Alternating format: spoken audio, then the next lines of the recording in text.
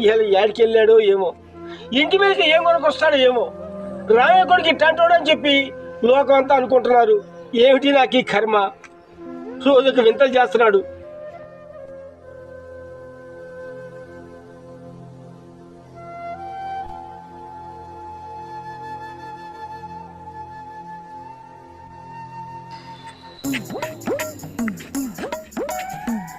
ఏరా కృష్ణ, ఈరోజు కూడా తాగొచ్చావా?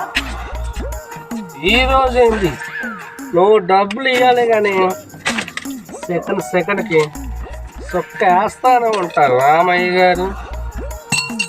ఏం సంపాదించావు నువ్వు? ఏమైనా సంపాదిస్తే రామయ్య గారు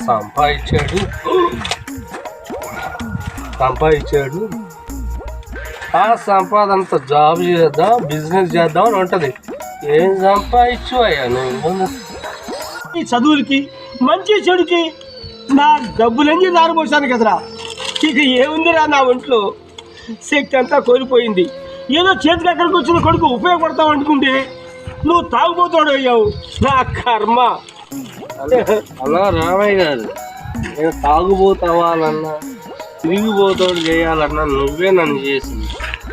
నువ్వు సంపాదించారే ఈ వ్యాపారం పెట్టుకోరా, అరే ఈ ఉద్యోగం చేసుకోరా అది నువ్వు డబ్బులు ఇస్తే నేను కూడా ఈ స్థాయిలో ఉండేవాడిని. నువ్వు ఇయ్యలేదు కాబట్టి ఇలా తాగుపోతుండేది. నీలాంటి కొడుకున్న ప్రతి తల్లిదండ్రి దిగులతో మంచాన పడి కృంగి ప్రాణాలు కోల్పోతున్నారా. నా కర్మరా.